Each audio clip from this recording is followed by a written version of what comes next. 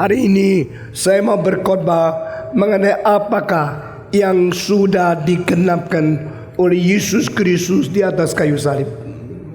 Semua orang yang dipaku di atas salib adalah mereka yang berdosa, yang sudah dibuktikan mereka bersalah sehingga mereka harus dibunuh. Tidak ada seseorang yang naik atas kayu salib bisa turun lagi dan hidup seterusnya. Semua orang yang dipaku di atas kayu salib harus mati dan baru diturunkan jenazahnya.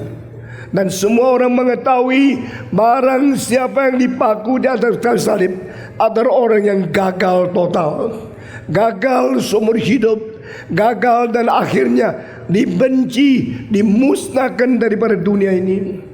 Itu sebab orang dipaku di atas kayu salib adalah orang yang pencoleng, perampok, penyamun, orang-orang yang jahat, orang pembunuh, orang pembakar yang tertangkap.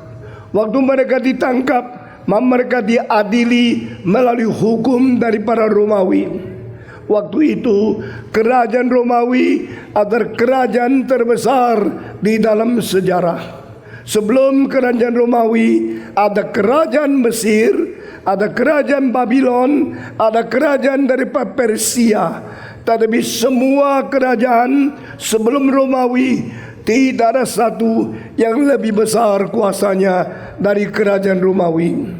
Kerajaan Romawi bukan saja mempunyai militer yang kuat luar biasa, mempunyai senjata yang sangat-sangat mutakhir, dan mereka mempunyai hukum yang sangat ketat. Di dalam kerajaan Romawi, mereka menganggap keadilan, keberanian Ini dua hal yang penting sekali, sehingga dengan bijaksana yang diwarisi dari filsafat Greka, keberanian memang ada pada orang Romawi, keadilan yang dipakai untuk menjadi sesuatu prinsip mengatur seluruh pemerintahan dan seluruh negara, ditambah dengan tahan diri menjadi contoh dan menjadi teladan seorang gentleman. Empat hal ini, yaitu bijaksana, keadilan, keberanian, dan menahan nafsu sendiri, membuktikan kebudayaan Romawi, kebudayaan yang tinggi sekali. Lalu dengan keadilan sebagai seru patokan untuk membangun hukum, untuk mengadili orang lain. Mereka kalau menangkap orang yang melanggar hukum, mereka dipaku di atas kayu salib, kecuali mereka adalah warga negara Romawi. Warga negara Romawi tidak usah disalibkan, karena orang Romawi menghargai warga negara sendiri. Tetapi bangsa lain harus dibunuh, dan dibunuhnya dipaku di atas kayu salib. Mengapa Yesus dipaku di atas kayu salib? Karena dia bukan bangsa Romawi, dia bangsa Israel. Mengapakah Petrus dipaku di atas salib? Karena Petrus bukan warga negara Romawi, dia adalah warga negara Yahudi. Orang Romawi diskriminasi, mereka menghargai bangsa sendiri dan melecehkan bangsa orang lain. Itu sebab Yesus Kristus bukan dilahirkan di dalam Roma, bukan dilahirkan di dalam kerajaan Romawi, dilahirkan di dalam Yehuda, dilahirkan di Bethlehem, sehingga mereka menghina dia dan memaku di atas kayu salib. Tetapi orang Romawi tidak pernah memikirkan yang disalibkan semua orang berdosa kecuali Yesus Kristus. Mereka tidak pernah mengetahui bahwa orang-orang lain yang harus mati karena merampok, karena berbuat dosa, karena berzina, karena membunuh. Tetapi Yesus Kristus tidak pernah. Satu-satunya orang yang tidak pernah berbuat dosa, satu-satunya orang yang suci mutlak, ditangkap dan diadili dan dipaku di atas kayu salib, itu hanyalah Yesus Kristus. Lalu kita mau tanya, waktu Yesus ditangkap, Yesus diadili, dan Yesus dipaku di atas kayu salib, apakah Yesus rasa dia gagal? Apa dia rasa inilah kegagalan sehingga dia harus mati? Tidak. Karena di atas kayu salib Yesus Kristus membicarakan 7 kalimat yang agung. Kalimat pertama, ya Bapa, ampunilah mereka, karena apa yang mereka perbuat mereka tidak mengetahui. Seorang yang tidak berdosa diutus oleh Allah untuk menggenapi rencana keselamatan, baru berhak minta pengampunan Tuhan untuk orang lain. Kalimat kedua, dia menerima perampok yang bertobat itu dan berkata, dengan sesungguhnya aku berkata kepadamu, hari ini engkau dan aku bersama-sama berjamu di dalam Firdaus. Saudara-saudara, Yesus kalimat ketiga menyerahkan Maria kepada Yohanes dan menyerahkan Yohanes kepada Maria. Hai ibu, lihatlah anakmu. Hai anak, lihatlah ibumu. Mulai hari itu Yohanes menerima Maria ke dalam rumahnya sampai mati. Yohanes menerima Maria seperti orang tua sendiri karena dipesan oleh Yesus Kristus. Padahal Maria masih mempunyai 4 anak yang lain, tetapi dia mentaati Kristus sehingga dia tinggal dengan Yohanes sampai dia meninggal dunia.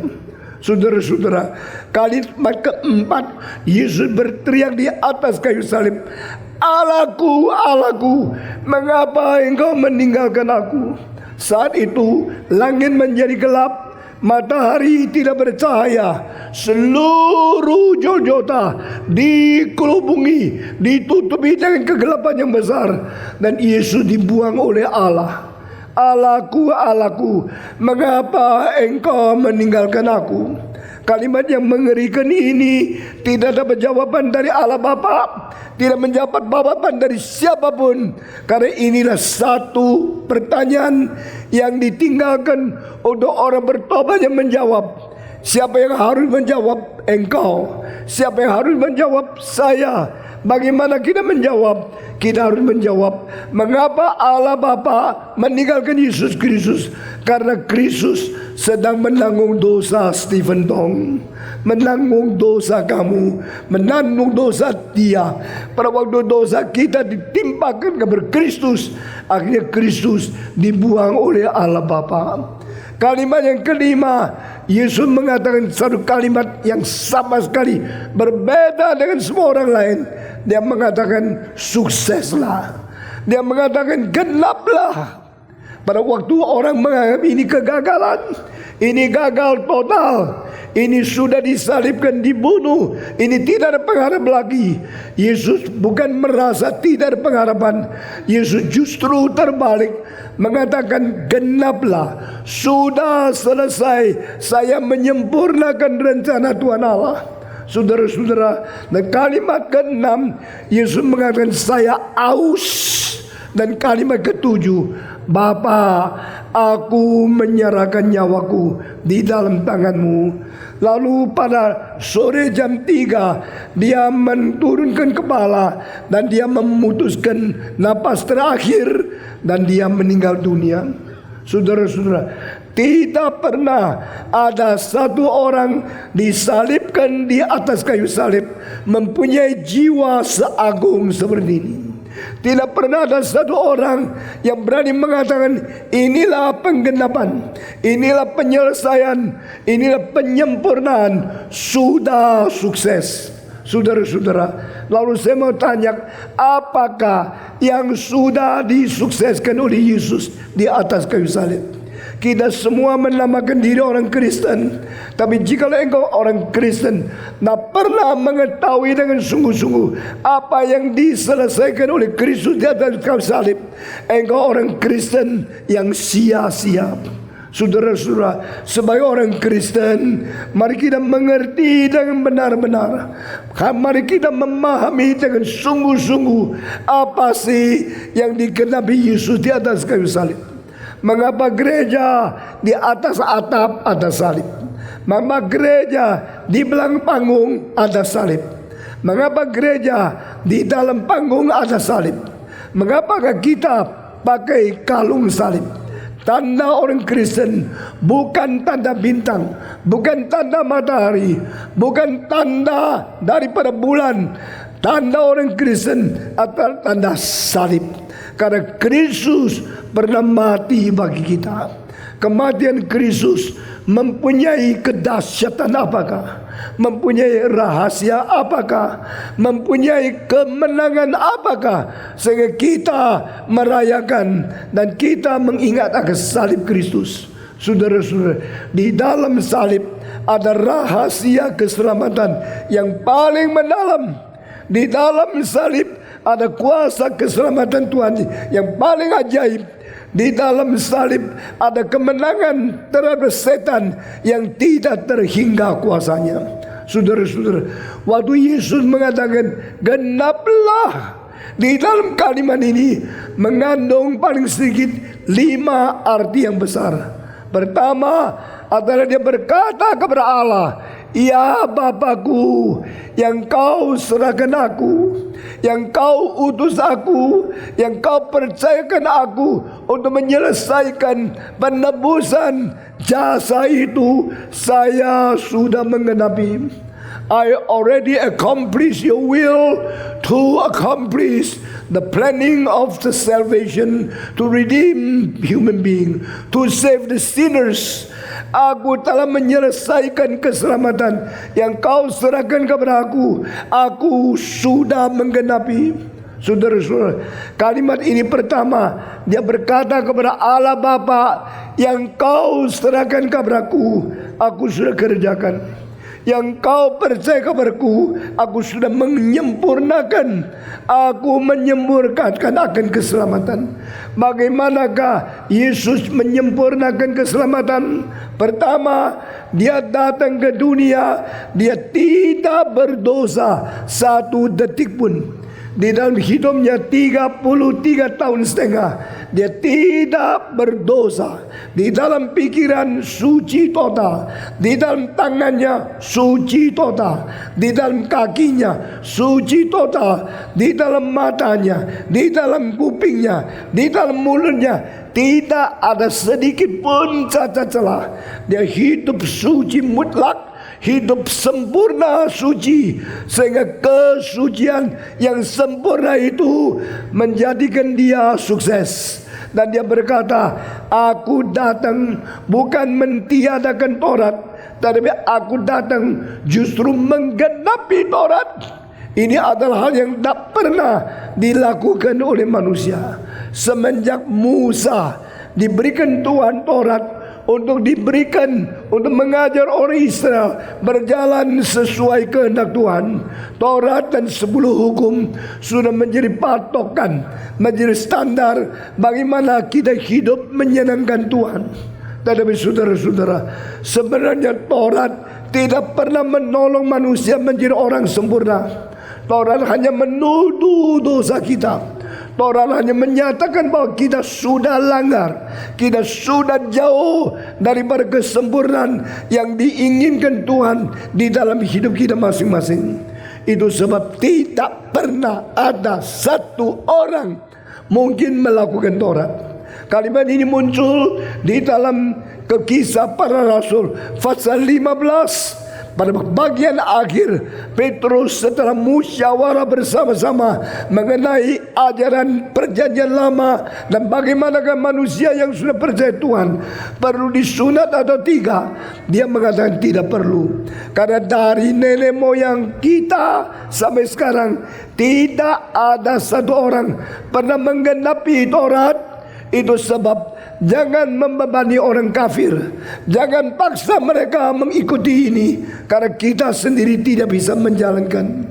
Alkitab dengan jelas mengatakan kepada kita, tidak ada satu orang bisa menggenapi Taurat. Tetapi kita bersyukur kepada Tuhan. Yesus berkata, aku datang adalah untuk menggenapi Taurat. Aku datang bukan mentiadakan Taurat. Maka satu-satunya manusia yang tidak berdosa, satu-satunya manusia yang menggenapi tuntunan Taurat, yaitu Yesus Kristus. Di dalam hal ini, maka dia berkata, sudah selesai. Saya sudah menggenapi. Di dalam bahasa Greka, tetelestai. I had already accomplished. It is completed. Sudah complete, sudah selesai, sudah disempurnakan oleh saya.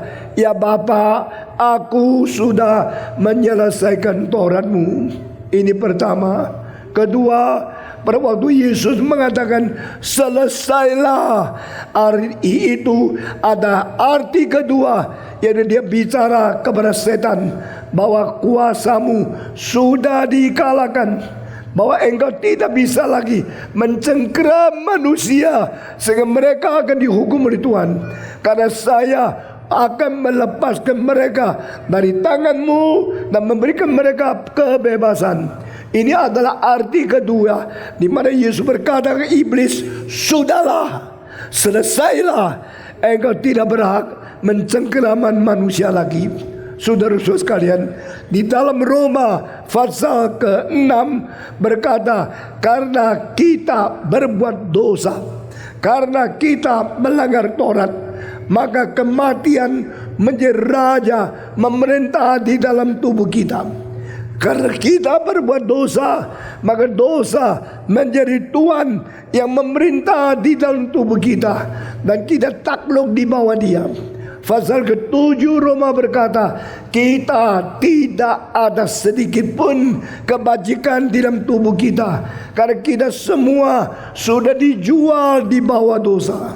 We have been sold under sin. There's no goodness in my flesh. Di dalam tubuhku tidak ada kebajikan, tidak ada moral, tidak ada sedikit pun kebaikan yang boleh memperkenan Tuhan. Itu sebab Tuhan melihat dari surga. Dia mau tahu ada orang yang baik tidak, ada orang yang mencari Dia tidak, ada orang mengerti kebenaran tidak. Alkitab 3 kali mengatakan tidak ada satu pun tidak. Tidak ada satu orang yang sempurna. Tidak ada satu orang yang menggenapi rencana Allah. Tidak ada satu orang mencari Allah. Tidak ada satu orang yang menjalankan kebenaran. Saudara-saudara, semua sudah berdosa. Dosa telah merajalela. Dosa menguasai hidup kita, sehingga kita semua menjadi budak dari dosa. Kita sudah menjadi budak dosa. Dosa memerintah kita. Dosa menjadi raja di dalam hidup kita. Dan kita dicengkeram oleh kuasa kejahatan itu. Pada waktu Yesus Kristus datang ke dunia, Dia datang bersalut dengan tubuh yang berdaging dan darah supaya boleh mati. Kenapa Yesus mau mati? Karena melalui kematian baru Dia bisa berperang dengan penguasa kematian. Siapakah penguasa kematian? Setan. Itu sebab kalau saudara membaca di Ibrani pasal 2 ayat 14, saudara-saudara, anak-anak mempunyai tubuh yang berdaging dan berdarah, maka dia juga sama-sama turun ke dunia menjadi manusia yang berdaging, yang berdarah. Yesus menjadi manusia yang berdaging dan berdarah supaya khusus melalui kematian Dia boleh mengalahkan penguasa maut, yaitu iblis. Saudara-saudara, di sini kita melihat inilah rahasia inkarnasi.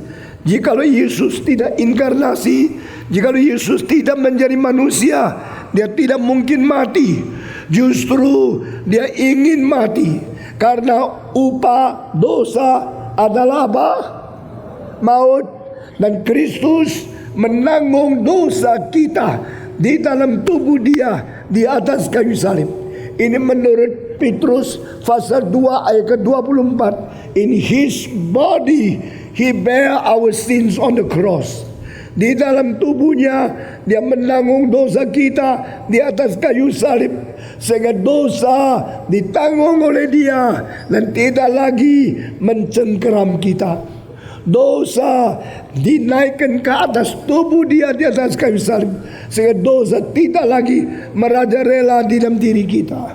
Seperti Martin Luther berkata, aku melemparkan dosaku kepada Yesus di atas kayu salib. Dari salib Dia memberikan keadilan Allah kepada aku, sehingga Yesus menanggung dosa kita. Pada waktu dosa merusak tubuhnya dan upah dosa maut timpa kepada Dia, Yesus mati karena dosa. Yesus mati karena dosa, bukan dosa Dia sendiri. Yesus mati karena dosa, dosa engkau dan saya.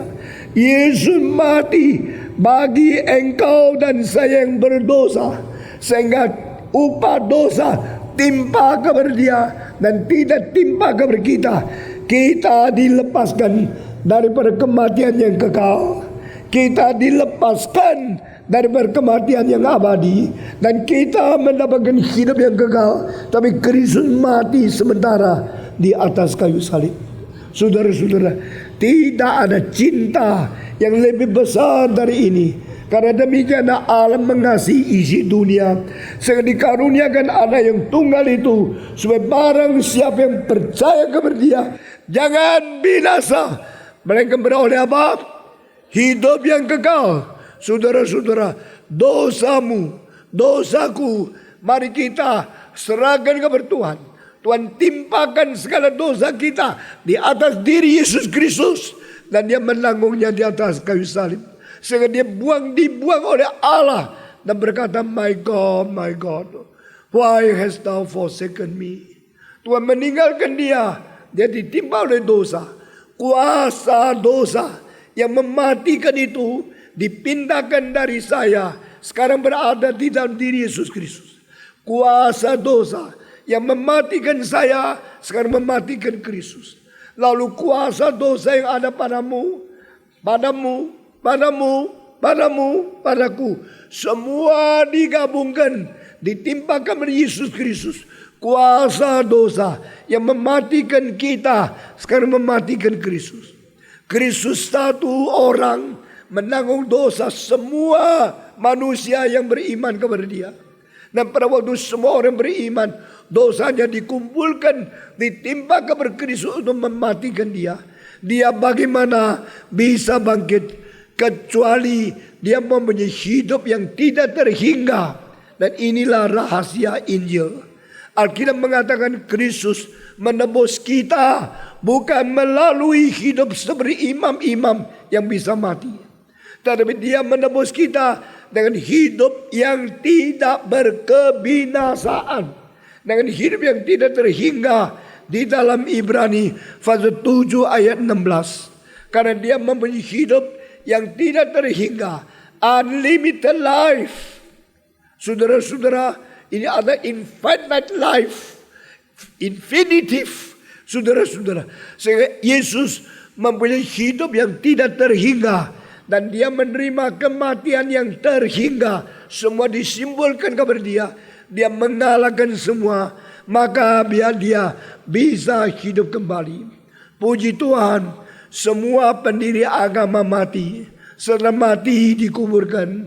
Sampai sekarang di kuburannya. Hanya Yesus Kristus yang mati dikubur. Tapi hari ketiga dia bangkit. Sekarang tidak ada di kuburan. Amin. Saudara-saudara, hanya satu yang tidak dikalahkan oleh kematian, tetapi mengalahkan kematian, yaitu Yesus Kristus. Maka dia bangkit pula kembali dari antara orang mati, dinaikkan ke surga, duduk di sebelah kanan Allah Bapa. Saudara-saudara tahu tidak apakah yang digenapkan oleh Yesus Kristus? Dia menggenapi rencana keselamatan yang diberikan Tuhan kepada dia. Dia memberhentikan kuasa iblis, menghancurkan kuasa neraka di atas kayu salib. Dia mengganti dosa kita, menerima kuasa kematian yang timpa kepada dia. Akhirnya dia menyatakan hidup terhingga. Yang tidak terhingga itu sudah mengalahkan yang terhingga. Dan dia bangkit kembali. Yesus Kristus mengatakan, genaplah, sukseslah, selesailah. Arti keempat, dia berkata, jalan menuju ke surga sudah ditembuskan oleh saya.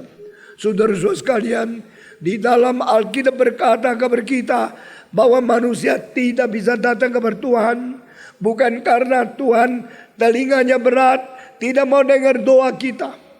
Bukan karena Tuhan tangannya pendek, tidak bisa menyelamatkan kita. Tetapi karena dosa kita telah memutuskan hubungan kita dengan Tuhan. Dosa kita telah menceraikan, memisahkan kita daripada Allah. Sehingga Allah tidak bisa mendekat kita. Kita tidak bisa kembali kepada dia. Itu jalan dari manusia kepada Allah. Sudah putus. Jalan itu bukan diputus oleh Allah. Tapi diputus oleh manusia. Manusia tidak mau Tuhan. Manusia melanggar hukum. Manusia berontak kepada Allah. Manusia memutus hubungan itu. Dan Allah mengusir Adam Hawa keluar dari Taman Eden. Karena apa? Karena mereka sudah melanggar. Mereka sudah memberontak. Mereka sudah menghancurkan perjanjian dengan Tuhan Allah. Siapakah yang bisa buka jalan ini kembali kepada Tuhan? Siapakah bisa menembusi tembok yang begitu berat? Siapakah bisa memecahkan tirai yang berada di dalam bait Allah? Saudara-saudara, pada waktu Yesus dipaku di atas kayu salib 6 jam, jam 9 sampai sore jam 3, terjadi 7 kali mujizat yang menakutkan di Golgota. Di antaranya yaitu pada waktu jam 12 Kristus berteriak, "Allahku, Allahku, mengapa meninggalkan aku?" Saat itu matahari tidak berani bersinar. Seluruh Golgota ditutupi dengan kegelapan yang menakutkan. Tetapi saat itu terjadi satu mujizat di dalam bait Allah. Tirai yang besar itu robek dari atas sampai bawah menjadi dua. Saudara tahu tirai itu berapa besar? Saudara tahu tirai itu berapa tinggi? Banyak orang pikir seperti korden di rumahmu. Tidak, tirai itu begitu tinggi, begitu besar. Perlu 300 orang baru bisa pasang di atas bait Allah. Bait Allah zaman Yesus Kristus adalah bait Allah yang sementara Tuhan izinkan, biarkan Herodes yang membangun. Dan dalam membangun bait Allah dengan keadaan yang paling megah, paling besar. Jikalau di piramid satu batu itu 2000 kilo, maka bait Allah yang dibangunkan oleh Raja Herodes setiap batu 5000 kilo. 2,5 kali lebih berat, 2,5 kali lebih besar dari yang dipakai oleh Firaun membangun piramid yang sekarang masih ada. Pada waktu Herodes membangunkan bait Allah, dia mau meminta supaya orang Israel bisa mendukung politiknya. Politikus selalu mau memperalat agama. Herodes tidak mau kalau dia ditolak sebab dia tidak layak menjadi raja. Dia bukan orang Israel, dia adalah orang Edom. Tetapi dia mau menyenangkan orang-orang Israel supaya dia boleh menjadi raja Yahudi. Maka dia membuat satu bait Allah yang pakai 64 tahun, pakai batu beribu-ribu, dan setiap batu 5000 kilo untuk membangun itu. Karena bait Allah yang dibangun oleh Herodes begitu besar, sehingga tirai itu yang memisahkan tempat suci dan tempat maha suci harus perlu 300 orang dengan andang yang tinggi sekali baru bisa pasang di atasnya. Tetapi tirai ini yang melambangkan jalan tertutup, manusia tidak bisa melihat kesucian Allah. Manusia tidak mendekati Allah yang maha suci. Manusia tidak boleh masuk. Hari itu dipecahkan oleh Yesus melalui kematiannya. Pada waktu dia berteriak, Allahku, Allahku, mengapa engkau meninggalkan aku? Saat itu tirainya pecah dari atas sampai bawah. Ini bukan kekuatan manusia bisa merobeknya. Bukan kekuatan mesin bisa merobeknya. Kekuatan Tuhan Allah sendiri merobek tirai itu dari atas sampai bawah menjadi 2 biji. Sehingga telanjanglah tempat maha suci. Orang bisa melihat ke dalam. Tidak ada tirai menghalangi lagi. Ini melambangkan jalan baru sudah ditempuh. Jalan yang tertutup sekarang terbongkar. Jalan yang hidup sudah disediakan oleh Yesus Kristus. Inilah yang digenapkan Yesus Kristus di atas kayu salib. Tidak heran dia mengatakan tetelestai. Dia mengatakan genaplah. Sudah sempurnalah, sudah selesailah. Saya menyelesaikan apa? Di dalam Ibrani pasal 10 ayat 19 dan ayat 20 berkata kepada kita, Yesus sudah membuka satu jalan yang baru dan yang hidup bagi kita. Yang hidup dan yang baru. Berarti jalan di dalam perjanjian lama tidak lagi ada. Yang ditutup itu sudah tidak berlaku. Sekarang jalan yang baru sudah dibuka. Dan jalan ini juga disebut sebagai jalan yang hidup. The living way. Jalan menuju kehidupan. Jalan mendapatkan pengampunan. Jalan boleh berkenan di hadapan Tuhan Allah. Baru dibuka. Baru dibuka oleh siapa? Oleh Yesus Kristus.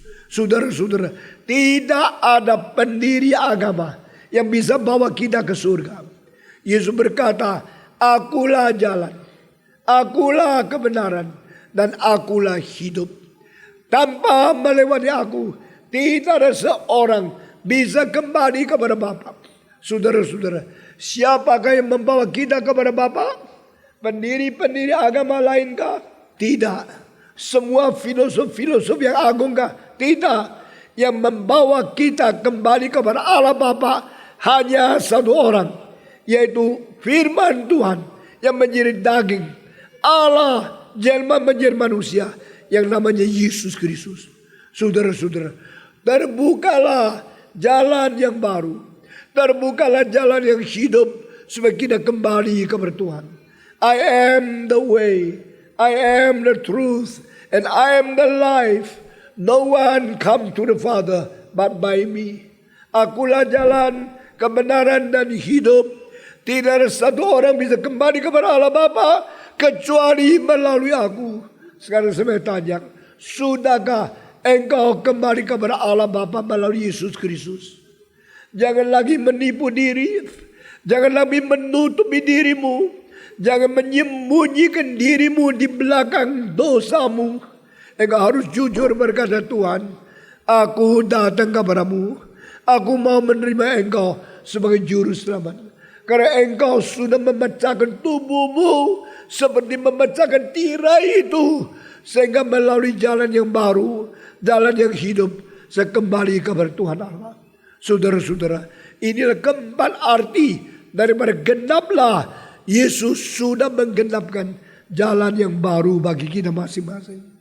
Kelima, pada waktu Yesus mengatakan genaplah, selain dia bicara tentang rencana Allah menyelamatkan manusia, sudah dirampungkan.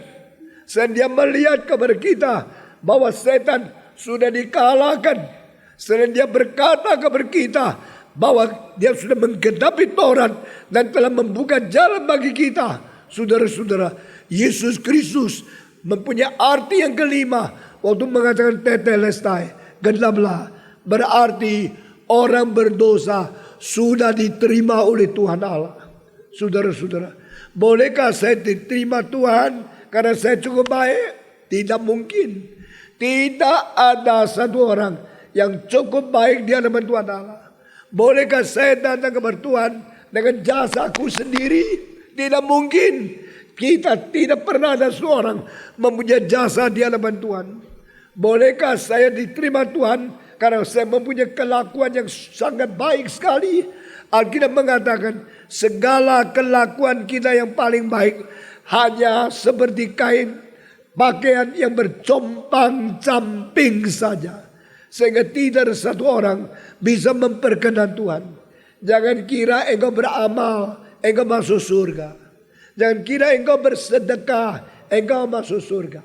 Jangan kira engkau berziarah, engkau masuk surga. Jangan kira engkau mempunyai doa yang banyak, engkau masuk surga. Jangan kira engkau sering ikut kebaktian, engkau masuk surga. Saudara-saudara, jikalau manusia berbuat baik, boleh masuk surga. Pasti surga banyak sapi. Karena sapi jauh lebih baik dari manusia. Sapi bekerja berat siang malam seumur hidup, mati dagingnya dimakan manusia.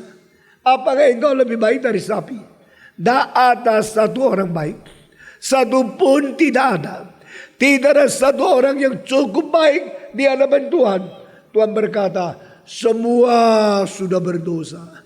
Tapi Yesus Kristus mengatakan, genaplah. Dia mengatakan sekarang sudah selesailah. Berarti orang-orang berdosa sekarang datang kepadaku. Engkau sudah boleh diterima oleh Tuhan. Kita diterima Tuhan bukan karena kita cukup baik sehingga diterima Tuhan. Kita diterima Tuhan bukan karena perbuatan kita layak tidak diterima Tuhan. Kita diterima Tuhan karena anugerah. Apakah artinya anugerah? Apakah definisi anugerah? Di dalam Roma berkata, anugerah mempunyai 3 definisi. Pertama, di luar kelakuan. Kedua, tanpa jasa manusia. Ketiga, tidak layak kita terima. Itu namanya anugerah. Anugerah Tuhan tidak layak kita terima. Upah dosa kita layak terima. Yang bekerja patut dikasih gaji. Yang berdosa patut dikasih gaji. Yang berdosa patut dikasih upah. Upah dosa adalah maut. Jadi kalau kita berbuat baik, kita tidak layak ke surga. Tapi kita berdosa, kita harus ke neraka. Karena upah dosa adalah maut. Setiap orang harus mati. Setelah mati masih ada keadilan daripada Tuhan. Masih ada pengadilan dari surga. Itu sebab kita tidak layak. Jikalau melalui kelakuan, saya tidak layak. Melalui perbuatan, saya tidak layak. Melalui jasa, saya tidak layak. Maka Alkitab mengatakan, bukan melalui kelakuan, bukan melalui jasa, melalui anugerah, yaitu yang tidak layak saya terima, saya diterima oleh Tuhan. Siapakah yang layak diterima oleh Tuhan? Tidak ada satu orang. Ayub mengatakan, dosaku lebih tinggi dari kepalaku. Daud mengatakan, sedang aku di rahim ibu, saya sudah berbuat dosa. Paulus mengatakan, di antara orang berdosa, saya orang berdosa yang paling besar.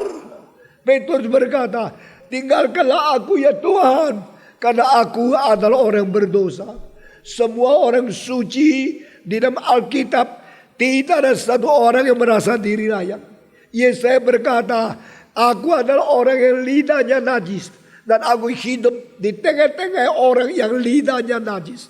Maka Tuhan suruh malaikat mengambil arang yang sangat panas untuk bakar lidahnya, mensucikan dia. Saudara-saudara, siapakah yang boleh diterima oleh Tuhan? Stephen Tong tidak bisa diterima. Paulus tidak bisa diterima. Petrus tidak bisa diterima. Tidak satu orang yang patut diterima. Kita semua tidak layak.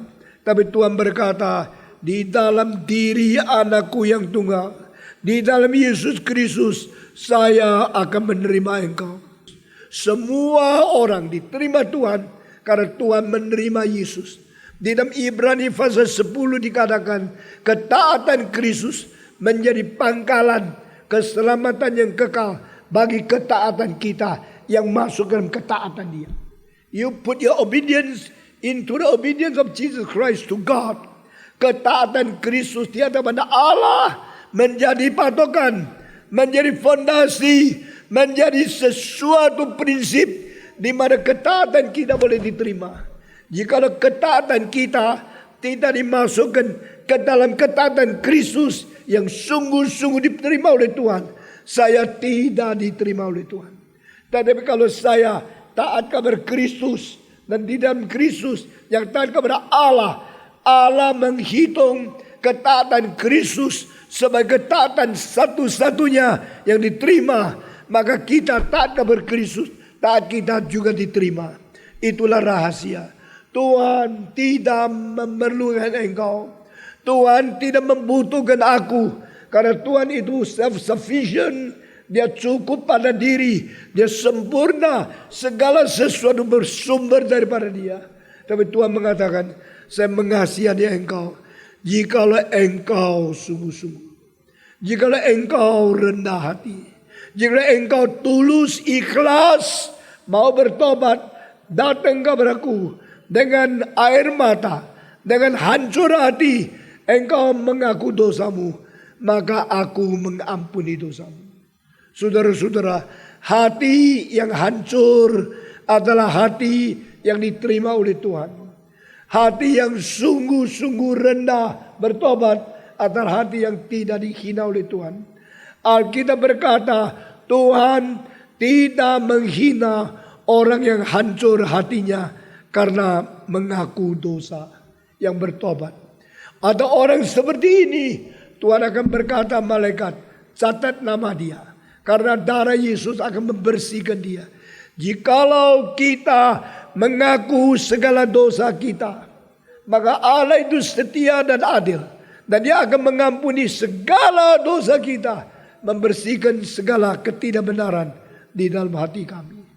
Saudara-saudara di Kerawang, kita bersyukur kepada Tuhan memberikan kesempatan kita begitu tenang, begitu kering, tidak ada hujan, dan kita boleh dengarkan firman Tuhan dengan begitu tenang dan teliti.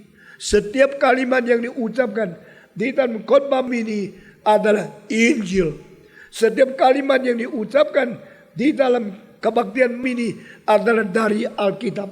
Dan dari Alkitab dia mengetahui kematian Kristus menggenapi rencana Allah. Kematian Kristus mengalahkan setan. Kematian Kristus menanggung dosa. Kematian Kristus sudah menyempurnakan Taurat. Kematian Kristus sudah membuka jalan ke surga. Kematian Kristus telah memberikan kita layak untuk menerima anugerah Tuhan. Karena memang Tuhan begitu mencintai kita sehingga dikaruniakan anak yang tunggal itu, supaya setiap orang percaya kepada Dia jangan binasa, melainkan beroleh hidup yang kekal. Saudara-saudara, saya segera akan menyelesaikan kebaktian pada malam ini. Saya akan berhenti tidak lama kemudian menutup khotbah ini. Dan sekarang saya minta saudara dengan jujur, dengan sungguh-sungguh, dengan tulus ikhlas, dan dengan rendah hati mengaku dosa di hadapan Tuhan. Siapa yang berkata, saya sadar saya orang berdosa. Engkau berkata, saya sungguh-sungguh, saya mengaku dosa, saya sungguh-sungguh dengan jujur menerima Yesus sebagai juru selamat dan mengikut Dia seumur hidup. Yang mau bertobat, menerima Yesus seumur hidup, mengikut Dia sampai akhir, yang sungguh-sungguh mau setia sampai akhir. Ada orang demikian, dipersilakan dengan hormat angkat tangan saudara. Siapa yang berkata, saya malam ini sudah mendengarkan firman Tuhan dan rahasia Injil sudah dibongkar kepada saya. Saya setia dan saya berjanji saya mau menyerahkan hidupku seumur hidup setia sampai akhir mengikut Yesus Kristus. Angkat tangan saudara tinggi-tinggi. Puji Tuhan. Puji Tuhan. Kiranya suara manusia sudah berhenti. Suara kudus terus bekerja di hatimu. Kiranya khotbah ini sudah tidak ada, tetapi khotbah ini bergelombang di dalam hidupmu untuk menjadikan bekal engkau ikut Tuhan setia sampai Yesus datang kembali. Amin. Mari kita berdiri bersama-sama. Kita masuk di dalam doa. Mari kita semua berdiri. Saya minta Pendeta Lim Kohan untuk naik ke depan berdoa bagi kita. Mari kita semua tunduk kepala masuk di dalam doa. Bapa di surga, kami naikkan syukur dan berterima kasih dan memuji kebaikan Tuhan malam hari ini. Engkau sudah memberikan kekuatan kepada hamba-Mu Pendeta Dr. Stephen Tong, sehingga boleh menyampaikan firman Tuhan yang hidup dan yang menghidupkan. Firman Tuhan yang membukakan hati dan pikiran kami untuk melihat karya Kristus yang mati menanggung dosa kami. Karya Kristus yang telah bangkit mengalahkan maut dan dosa. Demi Tuhan dalam hidup kami. Kiranya Roh-Mu Kudus bekerja sehingga segala firman Tuhan yang didengar tidak kembali dengan sia-sia, tapi boleh mengenapi keselamatan menjiwa kami masing-masing, menguatkan iman kami untuk hidup bagi Kristus yang telah mati dan bangkit.